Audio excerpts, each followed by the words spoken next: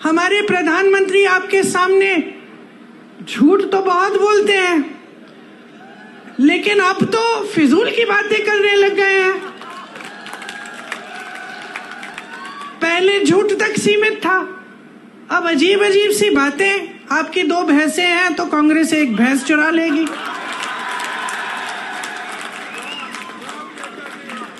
पचपन सालों से कांग्रेस की सरकार रही है इस देश में। जरा बताइए किसकी भैंस चुराई हमने? किसी की गहने चुराए? किसी के मंगलसूत्र पे आंच आने दी? और आज हम आपके घरों में एक्सरे की मशीन, सबसे पहले तो ये बताएं कि कैसी है भाई ये एक्सरे की मशीन जो मंगलसूत्र निकाल के ढूंढती है। मैं भी देखना चाहती हूँ, कुछ ऐसा है भी इस दुनिया में। और अब हम आकर आपके घरों के अंदर चोरों की तरह आपके भैंस चुराएंगे, आपका सोना चुराएंगे। क्यों? क्योंकि उनका वो पुराना जो रट है वो चल नहीं रहा है। क्योंकि आज इस देश की जनता जाग रही है, क्योंकि आज इस देश की जनता कह रही है कि मेरे मंच पे आओगे तो मेरी काम की बात करो। आज इस देश की जनता कह रही है मुझे इस चुनाव को हिंदू मुसलमान पे नहीं लड़ना है, मुझे इस चुनाव को बिजली, पानी, रोजगार, महंगाई पे लड़ना है। आज इस देश की जनता कह रही है कि बहुत हो गया मोदी जी, बहुत हो गया, बहुत देख लिया आपकी नौटंकी, बहुत सुन लिया आपके भाषण, लेकिन आपके भाषणों में एक लफ्ज हमारे लिए नहीं रहा। आज देश की जनता कह रही है कि मोदी जी हमें बताइए, 10 साल से हमने आपको पूरी सत्ता दी, उस सत्ता का क्या किया आपने? क्या आपने हमारे जीवन में आप तरक्की लाए कि नहीं लाए? आज ये कहते हैं कि किसी ने आरोप नहीं लगाया, लो मैं लगा देती हूं आरोप। देखिए, ये एक स्कीम लाए मोदी जी खुद। स्कीम का नाम था इलेक्टोरल बॉन्ड। इलेक्टोरल बॉन्ड की स्कीम ये थी, देखो कैसी स्कीम, कि जो भी किसी राजनीतिक दल को चंदा देगा उसका नाम गुप्त रहेगा। किसी को पता नहीं चलना चाहिए कि अडानी जी ने कितना दिया, अंबानी जी ने कितना दिया और किसी और ने क्या दिया। ये थी स्कीम। खूब चंदा लिए, अपनी पार्टी को तो दुनिया की सबसे अमीर पार्टी बना दिए, 60,000 करोड़ खर्च भी दिए अपनी पार्टी पे। अब किसी ने केस डाल दिया तो सुप्रीम कोर्ट में केस आया, न्यायाधीशों ने देखा, कहा ये तो बड़ी गलत स्कीम है। राजनीतिक दल जनता की सेवा का काम करता है, उसे जो चंदा देता है उसका नाम तो पारदर्शी होना चाहिए, जनता को मालूम होना चाहिए कि भाई इन्होंने इतना दिया, इन्होंने इतना दिया और किसको दिया। अब मोदी जी की सरकार ने सबसे पहले तो बोला कि भाई हमें सूची ही नहीं मिल रही, बहुत मुश्किल है निकालना, अभी चुनाव के समय नहीं निकलेगी। फिर डांट लगी न्यायाधीशों से, निकली सूची, और सूची में क्या नहीं निकला, किस किस से चंदा लिया। गुजरात में जो पुल गिरा था उसके बनाने वाले से चंदा लिया। आपको वैक्सीन लगी थी, टीका लगा था कोविड का, हाथ उठाओ किस किस को लगा। मुझे भी लगा, 2-2 बार सबने लिया, सर्टिफिकेट मिली ऐसी। किसका चेहरा था उस पे? किसका था? शहंशाह जी का चेहरा था। उस टीके को सिर्फ एक कंपनी ने बनाया था, ये नहीं कि 10 कंपनियों ने बनाया, उस कंपनी से चंदा लिया।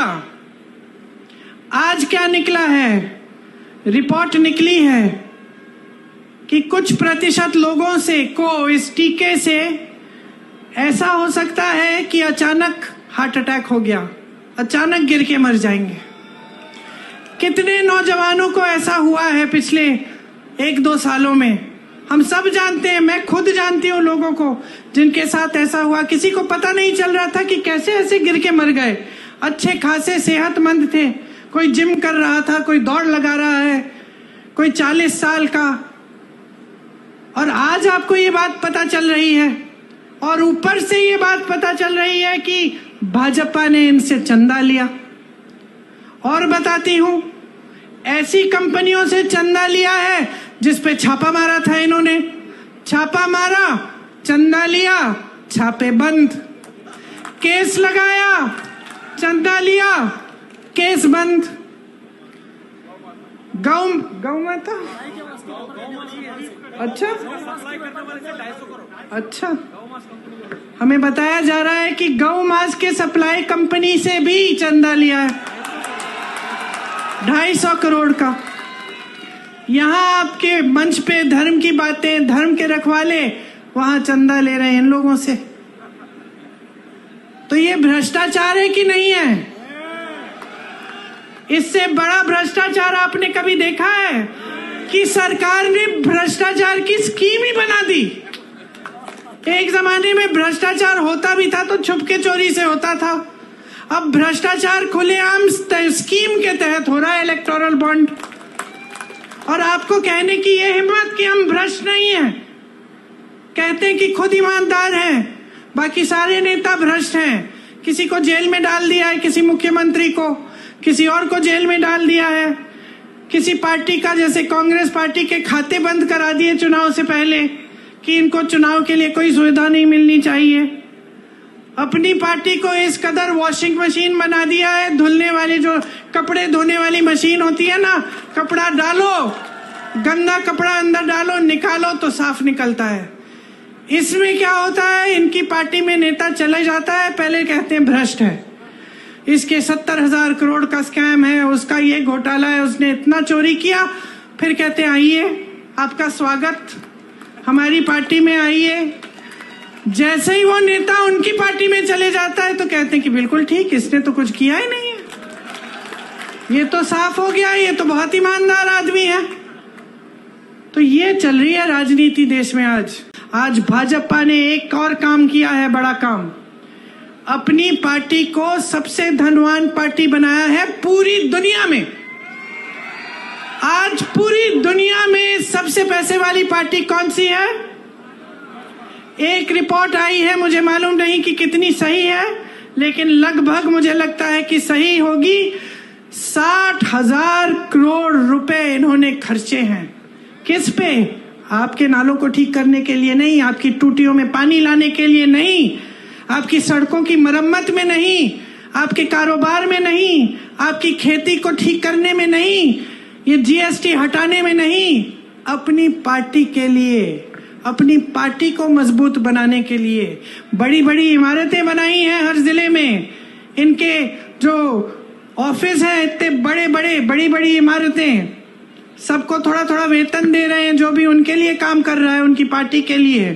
कोई मुफ्त में नहीं करता। यहाँ हमारे बेचारे सेवा दल के जो कार्यकर्ता हैं और जो कांग्रेस के कार्यकर्ता हैं, इनसे पूछो ये जनता की सेवा करते हैं तो मुफ्त में करते हैं या इनको वेतन देते हैं? हम बदनाम किया हमें और सबसे अमीर पार्टी बन गए वो। कहते हैं कि आज तक उन पे भ्रष्टाचार का कोई आरोप नहीं लगाया। कैसे लगाएंगे? कैसे लगाएंगे? ये जो मीडिया जो हर रोज आरोप लगाती थी हमारी सरकारों पे, ये तो झुक गई एकदम। लिख के देखिए, आप हंस रहे हैं, जरा कल लिख के देखिए, कोई बड़ा घोटाला निकालिए, देखते हैं क्या होता है। ईडी आएगी, सीबीआई आएगी, गिरफ्तार हो जाओगे, पड़े रहोगे जेल में, कोई मदद नहीं करेगा। और 56 इंच का सीना है इनका, एक आलोचना नहीं सुन सकते, एक आलोचना नहीं सुन सकते। बड़प्पन तो उसमें होता है जो दुनिया भर की आलोचना सुन सकता है लेकिन काम करते रहता है। एक आलोचना नहीं सुन सकते, एक आलोचना नहीं सुन सकते। बड़प्पन तो उसमें होता है जो दुनिया भर की आलोचना सुन सकता है लेकिन काम करते रहता है। राहुल गांधी को देखो, क्या नहीं बोला उसके बारे में, क्या क्या नहीं कहा। सीना तान के चला ना कन्याकुमारी से कश्मीर, कोई रोक पाया उसे? मणिपुर से मुंबई तक चला, कोई रोक पाया उसे? नहीं रोक पाया, क्योंकि सच्चाई लेके चला अपने दिल में, क्योंकि इस देश के सत्य को ढूंढने निकला। झूठों से भरपूर भाषण और राजनीति नहीं की उसने। जब यूपी के किसानों को गन्ना का बकाया देना था 15,000 करोड़ रुपए, मैं उस समय भी यूपी में काम कर रही थी। 15,000 करोड़ रुपए था उस समय बकाया, पूरे देश भर का था, और यूपी के किसान उसमें शामिल थे। मोदी जी ने क्या किया? वो बकाया दिया। मोदी जी ने उसी समय, कोविड के समय, ये ऐलान किया कि 20,000 करोड़ रुपए का नया संसद भवन बनेगा। 20,000 करोड़ रुपए का नया संसद भवन बनाएंगे और 15,000 करोड़ रुपए का किसान का बकाया नहीं देंगे। ये उनकी नीयत है। अच्छा खासा संसद भवन था, 70 सालों से चल रहा था, किसी को कोई असुविधा नहीं हुई। पंडित जवाहरलाल नेहरू जी से लेकर वाजपेयी जी तक वहां पे सब उसी संसद में बैठे। अब बदलने की जरूरत क्या है भाई? क्योंकि हम शहंशाह हैं, हम सब कुछ कर सकते हैं। तो अब आप समझ लीजिए, यहां राजपूत समाज की महिलाओं का कितना अपमान किया गया। मोदी जी ने क्या किया? क्या हटाया उस प्रत्याशी को? हटाया उस प्रत्याशी को? आपकी मांग क्या थी? आपकी मांग ये थी कि हटे, आपको अपमानित किया। मोदी जी ने सुनी आपकी बात? आपकी सुनवाई हुई? मैं आपसे वादा करती हूं बहनों, हम देश भर में आपकी बात हम फैलाएंगे, बताएंगे,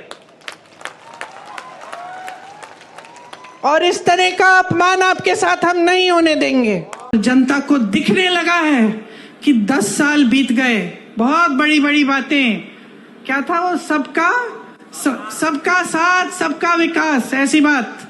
किसका विकास हुआ? बैठे हो ना, विकास हुआ है आपका, आपका विकास हुआ है बहने। तो बस हवा में बड़ी बड़ी बातें हुई हैं, और आपने शानदार इवेंट, ये तो मैं बोलती हूँ, बड़े शानदार इवेंट बनाए इन्होंने। हर 2-2 महीने एक शानदार इवेंट। सिर्फ मोदी जी दिख रहे हैं और कुछ दिख नहीं रहा है, वही सफेद कुर्ता, कोई धूल नहीं, कुछ नहीं, सब दूर हैं उनसे, अकेले चल रहे हैं। अब अकेले ही हो गए हैं। अब ये जनता जो है ना, उनका अकेलापन देख रही है, और उनके अकेलेपन का हर रोज प्रमाण देख रही है। ये जो बातें होती है ना कि आपकी भैंस चुरा लेगी कांग्रेस, ये उसी का प्रमाण है। कोई सच्चाई नहीं बता रहा है, अकेले बैठे हैं। सलाहकार भी झूठ बोल रहे हैं, सलाहकार भी सही बात नहीं बता रहे हैं। अजीब सी परिस्थिति बन गई है बहनों और भाइयों आज हमारे देश में।